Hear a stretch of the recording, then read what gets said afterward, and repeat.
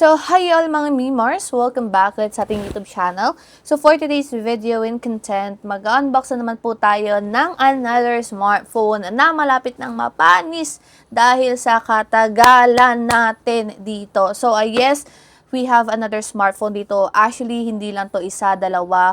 Ang dami po natin natambak na video, to be honest. And we have another smartphone na unbox na naman po dito. And please bear with me kung nakikita niyo ako nakatawal kasi kakatapos ko lang pong naliko. So, without further ado, let me go ahead and share you guys my unboxing with this smartphone. Yung ating Vivo Y11D. So, as you can see, ito yung ating box.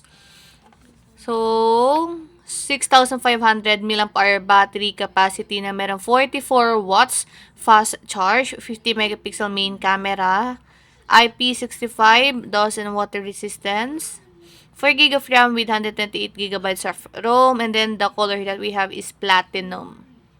Okay. So,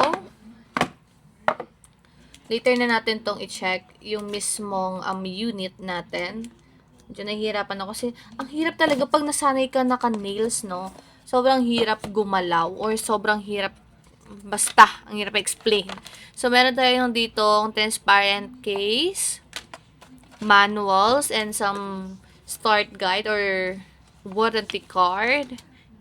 Ito yung ating 44 watts charging brick or adapter. So, this is our Type-C charging cord. And then, pin ejector or pin eject tool. Alright. Sa right corner, mga mariko, meron tayong power button, volume up and down. Sa bottom part naman, we have the earphone jack, Type-C charging port, microphone. And then sa left corner naman, we have here the SIM tray.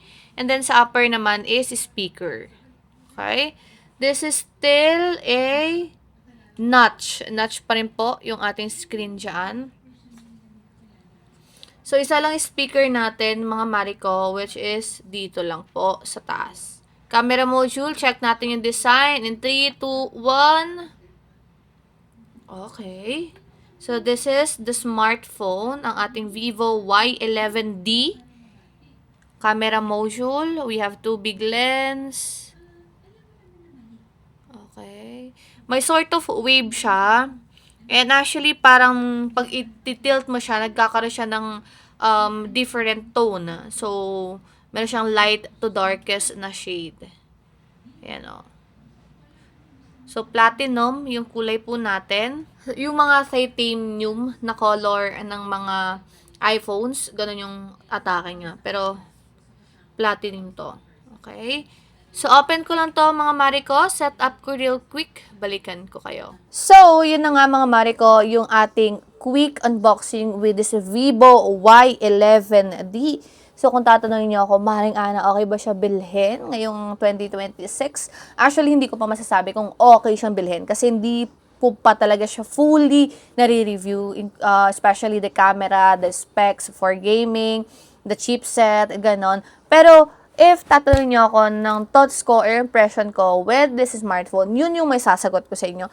Impression, of course, hindi bago yung ganitong design. Pero again, lahat ng smartphone na sobrang minimalist lang ng design, para sa akin, approve na approve yun. Kasi hindi talaga ako fan ng smartphone na sobrang colorful, na napakadaming colorway, na napakadaming, alam mo yun na, cheche boreche sa smartphone. Kasi hindi mo naman din makikita yan unless naka-clear case ka, di ba?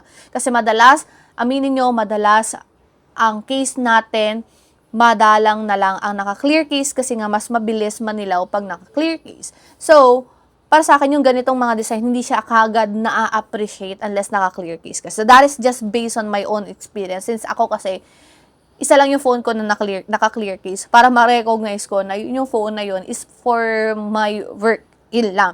Pero yung ibang case ko talaga is may print and also colored na siya. So, hindi na napapansin yung kulay and also design ng ating smartphone. Pero, if natatanungin niyo naman ako sa kanyang design, look at the design of this smartphone. So, meron tayong camera module dito na meron 2 lens. These 2 lens, I'm not sure if both of them is working. Pero isa lang masasabi ko, mga mare ko, ang ganda ng lente niya. Hindi na siya actually bago yung design niya na ganito, pero maganda yung lente niya. So, usong-uso yung ganitong klase ng lente. Matte finish din siya, marble effect. So, meaning hindi siya prone sa smudges and scratches, which is, gustong-gusto ko din naman, kahit na hindi mo naman talaga siya mahahawakan, di ba? Kasi nga nakaka-case ka. So, sa speaker naman, hindi ko pa din mabibigay yung full thoughts ko dyan. Pero yun na nga ito, mga mare ko, alam nyo na kagad na sobrang allergy ako sa ganitong setup ng camera, lalong-lalo na this 2026. Hindi ko alam kung bakit yung mga brands they keep on releasing ng ganitong klase ng design. Though hindi naman siya malaking epekto sa smartphone kasi ano lang naman yan eh. Parang, ano ba yan? Notch lang naman yan eh. Pero para sa akin, mas maganda kasing tignan or mas attractive for me yung mga naka-punch hole na smartphone. Hindi ko alam kung bakit ayaw nilang butasan na lang yung screen, di ba? So, para sa akin, mas okay na butasan mo na lang yung screen, mare ko. At ito pa, tinanong ko kasi at nag-search din naman ako sa online.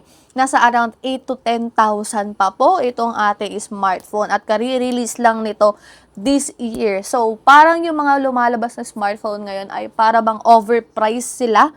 Hindi ko po alam kung ano nang nangyayari. Pero, again, 8 to 10,000 pesos po itong ating Vivo Y11D. So, medyo, alam niya na nadismaya ako ng very, very light dyan. Kasi expected ko talaga ang presyo nito is nasa 6 to 7. Para mas ma-recommend ko siya na budget-friendly talaga siya. Pero kung ang range nito is 8 to 10 at ganito pa rin naman yung nakikita kong design, wala namang parang pinagbago sa ibang mga units nila. Malalaman natin yan, of course, sa full review natin, sa camera, sa chipset, sa gaming, lahat yan, abangan nyo. Pero sa impression ko, yun lang, doon lang ako talaga nadismaya with this smartphone. Pero again, pwede nyo naman po siyang mabili diyan sa yellow basket natin sa bottom part. Mas mura nyo siya mabibili, lalong-lalo na if gagamitin nyo yung ating basket dyan sa baba. So, meron tayong 1,200 to 1,500 na voucher. So, mas mura nyo na siyang mabibili compare sa price niya talaga sa ating online platform. Okay? So once again, my name is Maringana. Thank you so much for watching. Disclaimer lang po, I'm not a pro when it comes po sa reviewing ng mga tech. I'm just sharing you guys my thoughts, my feedback, and also my own experience with this smartphone.